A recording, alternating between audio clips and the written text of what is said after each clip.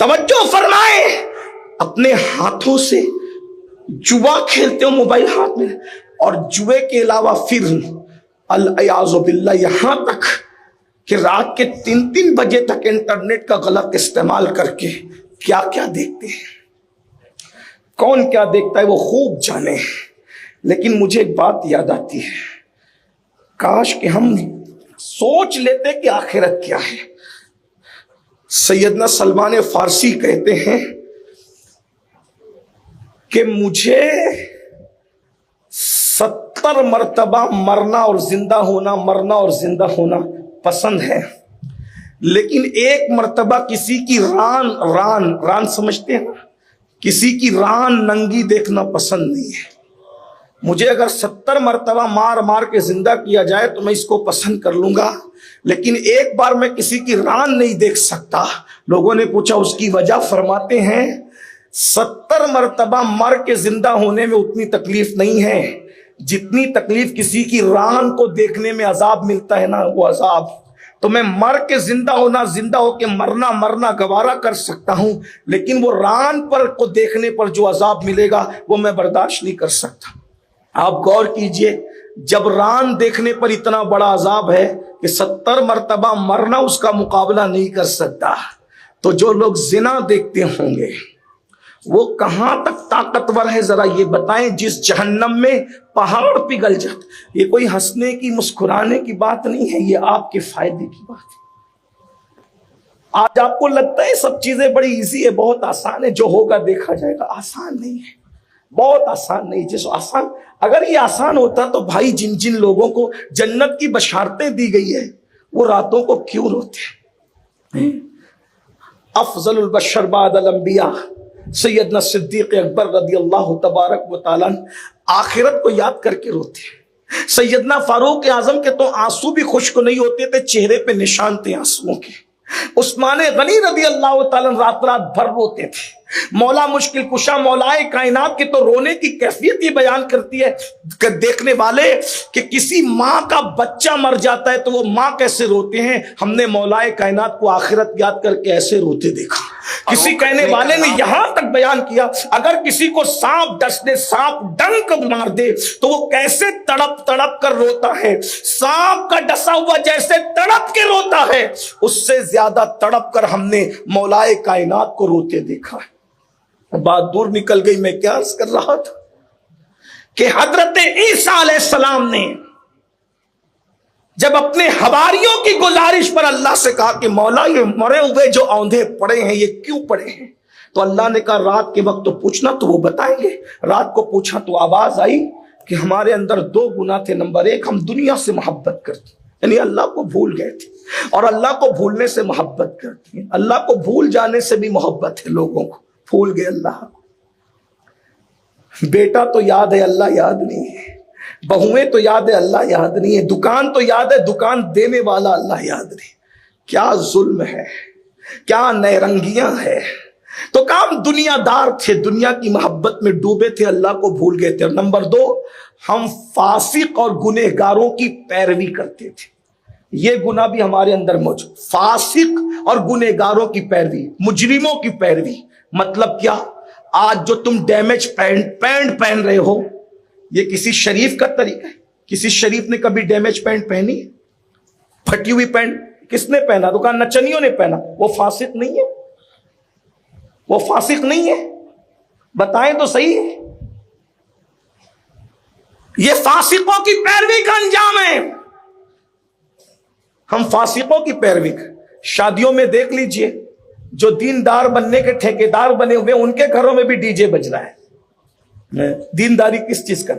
صرف مسجد کے متولی ہونا ہی دینداری نہیں ہے۔ ابو جہل کعبے کا متولی بنا بیٹھا تھا، قدرت نے کیا انجام دکھایا۔ متولی ہونا کوئی چیز نہیں ہے، دیندار ہونا بڑی چیز ہے۔ ہاں، دیندار ہونا بڑی چیز ہے۔ ہم نے داڑیاں رکھ لی، اچھی ٹوپیاں اچھی پہن لی، داڑھی کے تراش خراش اچھے ہو گئے، باتیں ہماری ولیوں جیسی ہو گئی، لیکن ہمارے گھروں میں شادی کے موقع پہ ڈھول برابر بج رہا ہے۔ کہا مولانا عورتیں نہیں مانتی۔ میں نے کہا اچھا، سالن میں نمک زیادہ ہونے پہ جس کو 2 تماچے مار سکتا ہے، حرام کام کرنے پہ اس کو ڈانٹ بھی نہیں سکتا؟ اپنے نفس کے لیے مار تک سکتے ہو اور اللہ کی خوشی کے لیے ان کو گناہ سے روک نہیں سکتے؟ غور کیجئے، توجہ، پتا چلا کہ ہم خود ہی دین کی اہمیت سے ناواقف ہیں اور ہم خود ہی فاسقوں کی پیروی پہ راضی ہیں۔ اللہ کے بندو، انہوں نے کہا ہم فاسقوں کی پیروی کرتے تھے، کیا ہوا؟ کہا یہ تباہ کر دیے گئے، برباد کر۔ فاسقوں کی پیروی نہ کرو۔ یہ گانے سننا کیا ہے؟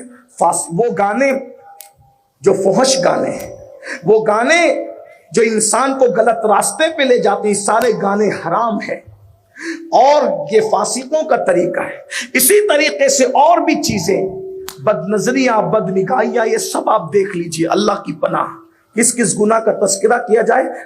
آواز آئی دنیا سے محبت کرتے تھے، فاسقوں کی پیروی کرتے تھے، اس لیے یہ سب کچھ کر دیا گیا۔ تو عیسیٰ علیہ السلام نے کہا وہ جو تیرے دوسرے ساتھی ہیں وہ کیوں نہیں بولتے؟ کہا وہ کبھی نہیں بولیں گے کہ اللہ نے ان کے منہ میں آگ کی لگام ڈال دی ہے۔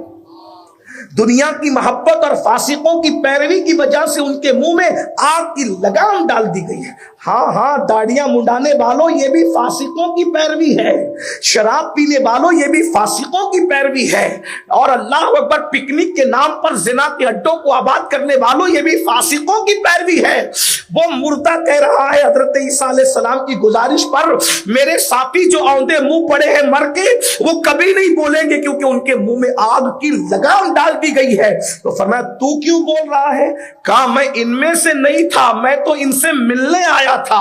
ان پاپیوں سے ملنے آنے کی وجہ سے میں بھی عذاب کا شکار ہو گیا اور میں جہنم کے کنارے پہ لٹکایا گیا ہوں کہ میں مجرموں سے ملنے کیوں آیا تھا، میں نے مجرموں سے دوستی کیوں کی تھی، میں نے گنہگاروں سے دوستی کیوں کی تھی۔ اس بنیاد پر مجھے بھی مار ڈالا گیا، لیکن میں جہنم کے کنارے پہ لٹکا ہوا ہوں اور مجھے بولنے کی اجازت ہے کیونکہ میں ان میں سے نہیں لیکن میں انہی میں سے ہو گیا ہوں۔ تو کہا اس لیے میں بول رہا ہوں اور مجھے نہیں پتا کہ جہنم کے کنارے پہ جو میں لٹکا ہوا ہوں تو مجھے نجات ملے گی کہ نہیں ملے گی۔ اللہ اکبر، میرے آقا صلی اللہ علیہ وآلہ وسلم کی دیوانوں، یہ ہے ان لوگوں کا انجام جو دنیا سے محبت کرتے تھے، جو دنیا سے پیار کرتے تھے۔ میرے بھائی، اپنی گفتگو سمیٹتے ہوئے کہتا ہوں، خدا کے لیے دنیا میں رہو لیکن اللہ کے بندو آخرت کی کچھ تیاری کر لو۔ وہ میدان محشر جس میں آگ کی زمین پہ کھڑے ہونا ہے، وہ میدان محشر جس میں اپنے اعمال کا جواب دینا ہے، وہ میدان محشر جس میں اللہ حساب لے گا، وہ میدان محشر جس میں اللہ ہم سے پوچھے گا، وہ میدان محشر اللہ اکبر جس میں اللہ تبارک و تعالی جب پوچھے گا۔ اتنا میں کہنا چاہتا ہوں، اگر اللہ صرف ہماری نیکیوں کا حساب لے لے تو بھی ہم اپنی نیکیوں کا حساب نہیں دے سکتے، ہم نیکیوں کا حساب نہیں دے سکتے، ہم جرائم کا حساب کیا دے سکیں گے؟ گفتگو کو اینڈ کرتے ہوئے دو باتیں پڑھنا چاہتا ہوں۔ آئیے، آخرت یعنی قیامت جب آئے گی تب آئے گی، یقیناً آئے گی، لیکن اتنا یاد رکھنا، جب ہم مرتے ہیں، جس دن ہماری موت آ گئی اسی دن ہماری قیامت آ گئی، اس لیے کہ مرنے کے بعد ہم قیامت کی تیاری نہیں کر سکتے۔ اور یہ بھی سن لو، سب کے لیے قیامت کا دن 50,000 سال کے برابر ہے، لیکن جو اللہ کو راضی کرنے میں کامیاب ہو گیا اس کے لیے پورا قیامت کا دن صرف ظہر کی 4 رکعت نماز کے برابر ہے۔ جو اللہ کو راضی کر لیں گے، یہاں اللہ کو راضی کرنا بڑا اہم مقصد ہے، بلکہ ہم تو آئے ہی ہیں اللہ کو راضی کرنے، لیکن اتنا بھی سن لیں، بہت دکھ کی بات، ہم سب کو راضی کر رہے ہیں، رب کے سوا سب کو راضی کر رہے ہیں۔ اگر کوئی کہہ دے میرے بیٹے کی شادی میں آنا ورنہ میں ناراض ہو جاؤں گا، ہم برابر دکان بند کر کے جاتے ہیں دوست کے بیٹے کی شادی میں، دوست تو ناراض نہ ہو جائے، اس کی ناراضگی کے نام پہ دکان بند کی، کیا کبھی اللہ کی ناراضگی کے نام پہ بھی دکان بند کی؟ یار اگر میں مسجد نہیں جاؤں گا دکان بند کے تو میرا اللہ ناراض ہو جائے؟ بتائیے نا۔ دھوکے باز انسانوں سے دل لگانے والوں، اپنے جیسے مجبور انسان جو ہمارے جنازوں میں بھی نہیں آئیں گے، ایسے مکار انسانوں کی رضا کا خیال کرنے والوں، اور وفا جس نے پیدا کی ہے اس رب کا خیال نہیں کرتے، اس کی رضا کا خیال نہیں کرتے۔ کتنے نادان ہیں ہم سے بڑا نادان بیوقوف کون ہوگا؟ ہم سے بڑا احمق کون ہوگا؟ بے وفاؤں کی رضا کا خیال ہے اور خالق وفا کی رضا کا خیال نہیں۔ بہرحال بات سمیٹ کر کے کہوں، اللہ کے رسول علیہ السلام فرماتے ہیں جب انسان مرتا ہے، یعنی اب اس کی قیامت قائم ہو، قیامت تو جب ہوگی بالکل ہوگی، یقیناً ہوگی، لیکن جب انسان مرتا ہے تبھی اس کی قیامت قائم ہو جاتی ہے۔ اس وقت کیا ہوتا ہے؟ مرتے وقت اس کو سن رہے ہیں، جب انسان مرتا ہے تو اس کے موت کے وقت اللہ 5 فرشتے بھیجتا ہے، 5، یعنی فرشتے تو ہزاروں آتے ہیں لیکن کلام کرتے 5 فرشتے ہیں، کس طریقے سے اس کو سنیں۔ کاش کہ ہم اللہ کو راضی کرنے کے لیے نمازی بنتے، چہروں پہ داڑیاں رکھتے، موبائل کو گندگی سے پاک کر دیتے، اپنی سوچ کو گندگی سے پاک کر دیتے، اپنی فکر کو گندگی سے پاک کر دیتے، اپنی نگاہوں کو گندگی سے پاک کر دیتے، اپنی سماعتوں کو گندگی سے پاک کر دیتے، اپنے لقمے کو حرام گندگی سے پاک کر دیتے، اپنے دل کو غلط سوچ اور افکار سے پاک کر دیتے۔ نکلو اس گندگی سے۔ اللہ کے بندے اگر اللہ کو راضی کرنے کی طرف لگ گئے تو زندگی میں وہ مزہ آئے گا کہ مزے کو بھی مزہ آ جائے گا۔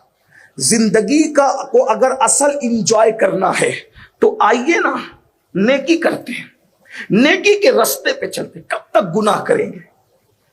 گناہ میں کوئی فائدہ نہیں ہے، گناہ میں ذلت ہے، گناہ میں بے چینی ہے، گناہ میں بے قراری ہے، گناہ میں تباہی ہے، گناہ میں بربادی ہے۔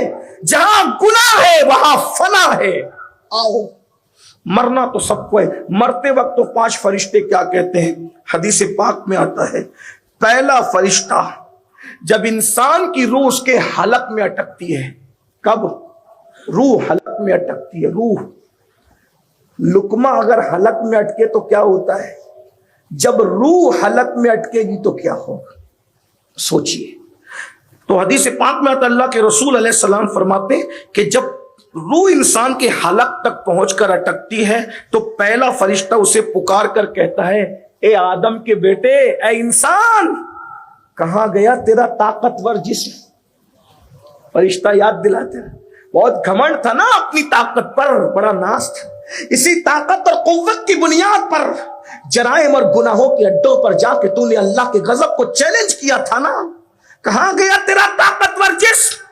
اور پھر فرشتہ کہتا ہے، آج تو کتنا کمزور ہے، تو کتنا کمزور ہے آج، کہاں گئی تیری طاقت، تو کتنا کمزور ہے۔ پھر وہ تیری چلنے والی زبان سے بہت باتیں کرتا تھا، آج تیری زبان کہاں ہے، تو کتنا خاموش ہے، آج تو بولنے کی بھی قابل نہیں ہے۔ اور پھر فرشتہ کہتا ہے، آج تیرے گھر والے، تیرے اعزاء اقربا، تیرے رشتہ دار کہاں ہیں؟ سب نے تجھے تنہا چھوڑ دیا۔ مرنے والا تو اکیلا ہی مرتا ہے، کروڑ پتی مر رہا ہے، ارب پتی مر رہا ہے، کچھ بھی، کوئی بھی مر، لیکن سوچو تو کیسی بے کسی ہے مرتے وقت۔ اور اس پر فرشتہ کہہ رہا ہے، کہاں ہے تیرے رشتہ دار؟ کوئی نہیں آتا بھائی۔ غالب نے کہا تھا، ہم نے مانا کہ تغافل نہ کرو گے لیکن خاک ہو جائیں گے ہم تم کو خبر ہونے تک۔ توجہ کیجیے۔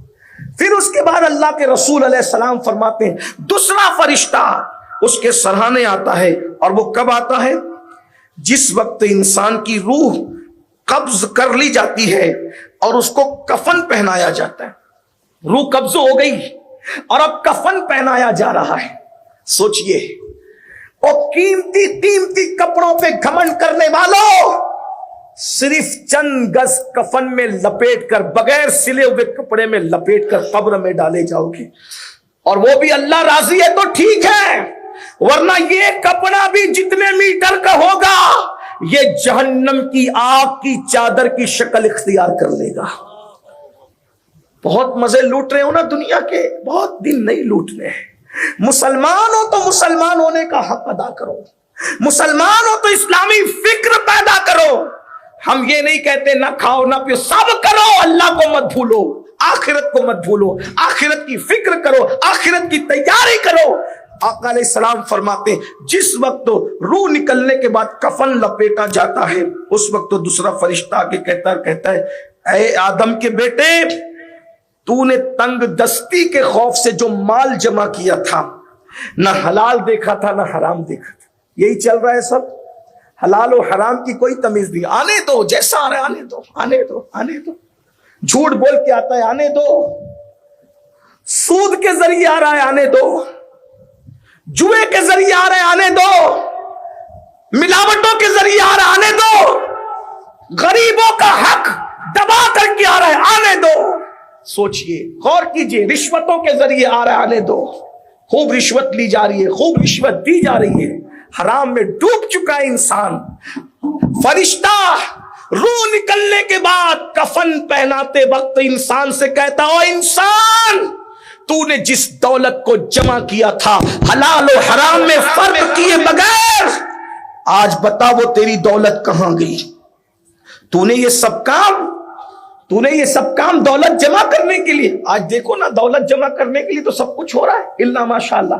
और फिर वो फरिश्ता कहता है, वो मकान, वो घर जो तूने तामीर किया था बर्बादी से बचने के लिए, तन्हाई से बचने के लिए, जो तूने उन्स के लिए, सुकून के लिए मकानात तामीर किए थे, कहां है वो?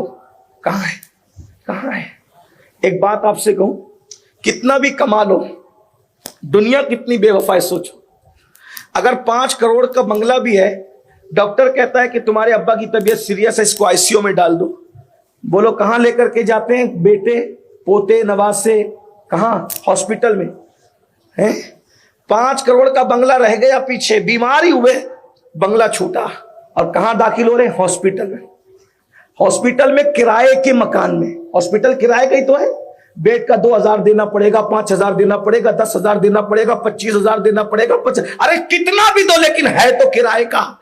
इंसान तेरी बेबसी तो देख, ओ आखिरत से दिल न लगाकर दुनिया से दिल लगाने वाले तेरी बेकसी तो देख कि तू हॉस्पिटल के पलंग पे पड़ा हुआ है, तेरे कपड़े उतार के, कीमती कपड़े उतार के तुझे हॉस्पिटल के कपड़े पहना दिए गए हैं, और तेरे घर में एक से खाना तैयार हो रहा है, डिशें तैयार हो रही है, और तुझे हॉस्पिटल की बगैर नमक की दाल रोटी दी जाए। ये है तेरी दुनिया, ये है तेरी दुनिया जिस पर तूने दीन को बेचा, ये है तेरी दुनिया जिस पे तूने आखिरत को, ये बगैर नमक की दाल रोटी तेरी दुनिया का आखिरी खाना है, ये तेरी दुनिया का आखिरी खाना है। मेरे भाई जरा सोच तो सही, कहां है? किस दुनिया से दिल लगा रहे? अरे आखिरत की तैयारी करो, आखिरत जैसी कोई चीज है ही नहीं। कुरान कहता है, बल तुसिरून हयात दुनिया वल आखिरतु खैरुन व अबका, कि दुनिया से बेहतर आखिरत है, दुनिया खत्म होनी है, आखिरत बाकी रहने वाली है। हमारे मुर्शिद सैयदी सरकार मारूफ करकी रहमतुल्लाह अलैह एक मर्तबा फल फ्रूट की दुकान पे खड़े रहकर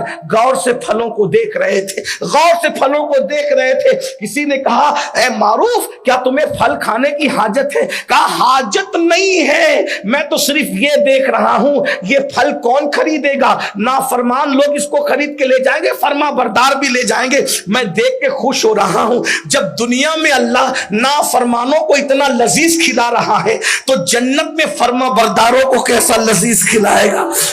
गौर तो फरमाए, जब नाफरमानों को इतनी अच्छी ग़िज़ाएं मिल रही है, और याद रखना, फल जन्नत के दुनिया के फलों की तरह नहीं है। उनकी लज्जत, दुनिया के आम की एक ही लज्जत हो, एक किस्म का आम है हाफुस, उसकी एक ही लज्जत हो, एक किस्म का आम है लंगड़ा, उसकी एक ही लज्जत होगी, इसी तरह और भी आमों की किस्में। लेकिन ये जन्नत के आमों की खुसूसियत है, जितनी चुस्कियां बदलती रहेगी उसकी लज्जतें बदलती रहेगी।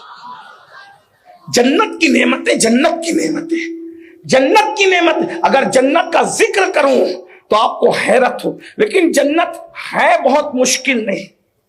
कुछ लोग समझते बहुत मुश्किल है, तबलीगी जमात वालों ने बहुत मुश्किल करके जन्नत पेश की, और आपके शायरों ने बहुत आसान करके जन्नत पेश की, लेकिन ना उतनी मुश्किल है जितनी जमात वाले कह रहे हैं, और ना इतनी आसान है जितना आपके शायर लोग कह रहे हैं। बल्कि हमारा दीन अहले सुन्नत व जमात एतदाल का मसलक है, जिसमें न इफरात है न तफरीत है, न उतनी मुश्किल है जो बिदतियों ने की है, न इतनी आसान है जो शायरों ने की है। फिर जन्नत है क्या? तो जन्नत ये है, मेरे इमाम कहते हैं, वो तो निहायत सस्ता सौदा बेच रहे हैं जन्नत का। हम मुफलिस क्या मोल चुकाए, अपना हाथ ही खाली है। जन्नत करीब भी है, सस्ती भी है। मेरे आका फरमाते हैं, जन्नत सिर्फ 2 कदम पर है, बहुत दूर नहीं है जन्नत, जन्नत सिर्फ 2 कदम पर है। फरमाया, एक कदम अपने नफ्स की ख्वाहिश पे रख दे और दूसरा कदम जन्नत पे दाखिल हो जा। इतनी